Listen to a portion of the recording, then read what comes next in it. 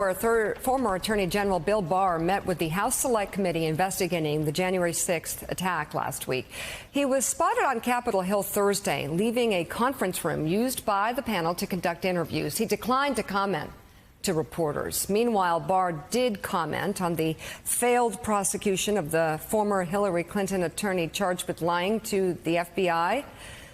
It was a charge brought by Barr's appointed investigation into the origins of the Trump-Russia probe. Columnist for the Washington Post, Dana Milbank, joins us now. He writes about this in a piece entitled Bill Barr's Reign of Innuendo Unmasked. And reading from the piece, quote, "This week saw the unmasking of former Trump administration Attorney General Bill Barr, and it wasn't pretty.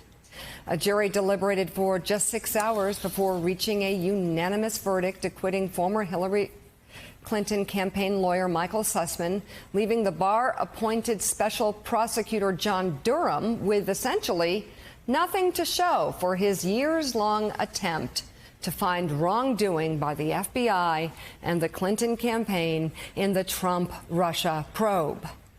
Hours after the jury dismissed Durham's bull, BuzzFeed published a previously secret Justice Department report, also ordered by Barr, in which Barr's own DOJ concluded that the Obama administration didn't intend to expose the identity of Trump National Security Advisor Michael Flynn for political purposes or other inappropriate reasons. It was further evidence that another favorite Trump claim enabled by Barr, that Obama officials engaged in illegal unmasking, was bunk.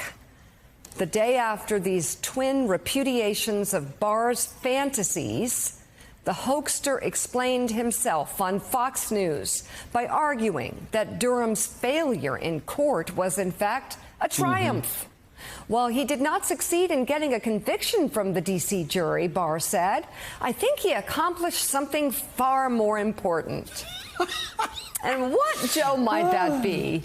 Well, I don't know, but I know that we on Morning Joe have accomplished something. We have read Dana's article in full, so you don't have to.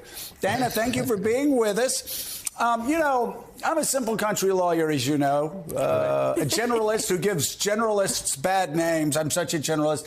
But I remember seeing one of Durham's last pleadings, and it was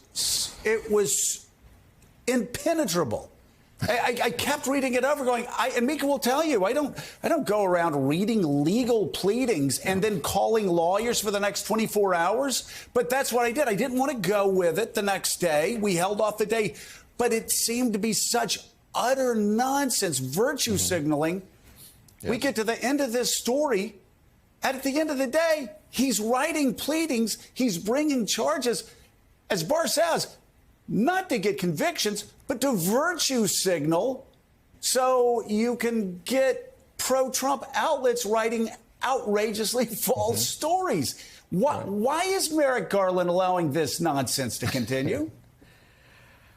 Well, I think Durham's taking care of discrediting himself well enough without Merrick Garland giving him the hook right now. But, I think Barr made, sort of that classic Michael Kinsley gaffe of actually telling the truth, saying, it would be all well and good if we, if he could get prosecutions in this case. But far more important is to tell the story. And isn't that what Bill Barr was doing all along for Trump and is continuing to do, sitting on the Mueller report and then giving his summary, which wasn't really a summary, but gave a very different impression. It told a very different story from the one that Mueller had put out, even though Mueller, in fact, had won a large number of convictions. So you see that in the unmasking case. They found no wrongdoing, but sat on that report, didn't put that out at all until BuzzFeed got it through a FOIA.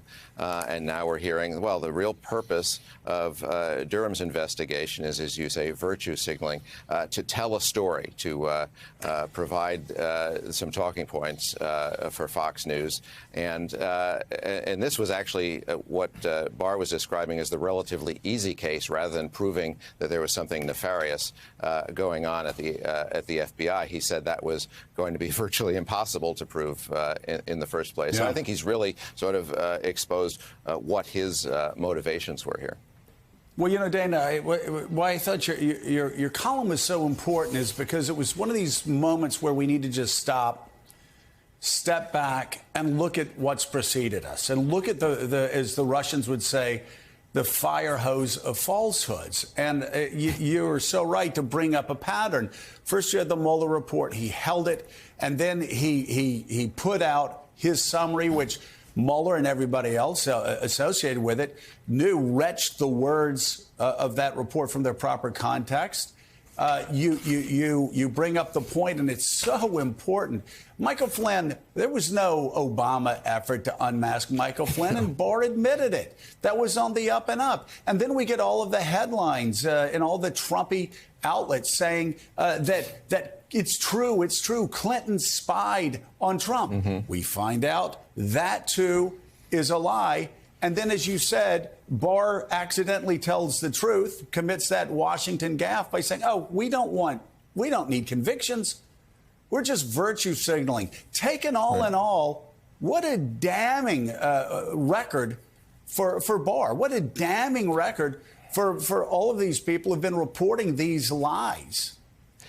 Yeah, but Joe, it actually has worked when, as you lay it out that way. You know the old saying that a lie can travel halfway around the world while the truth is still lacing up its shoes. Think about what's happened here. We finally have this admission after the fact that, OK, it wasn't about a legal matter. It wasn't really about wrongdoing. It was just about trying to put a political case out there. But they did get that political case out there unchallenged, because this was the Justice Department, with the authority of the Justice Department, saying this day after day, week after week, and it being echoed.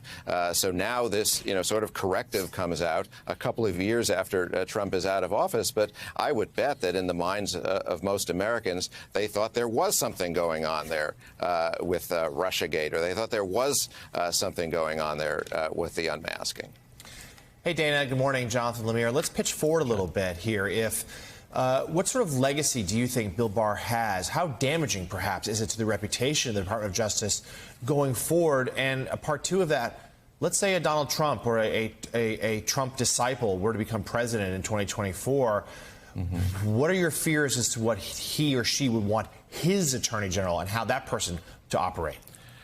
Well, Jonathan, there's two things. The damage to the Justice Department is incalculable. I mean, if you were a prosecutor who was going after somebody so that you could make a political statement with a case, particularly with a case you expected you would lose, you're in violation of Justice Department policy, and that's essentially what Barr was having his lawyers do in this case. So it's yet more damage to the Justice Department. Damage to Barr's reputation. I think that ship sailed a long time ago, and he decided he didn't want to be the elder statesman, the two-time attorney general going back to George H.W. Bush. He wanted to cast his lot with Trump, and he has done that. And now we see the January 6th Commission meeting with him, and that's one area where, in his book, he thought it was in his interest to disassociate himself with Trump. Although, if I'm the January 6th committee, I'm not sure exactly what I would believe coming out of the mouth of Bill Barr. Washington Post columnist Dana Milbank, thank you very much.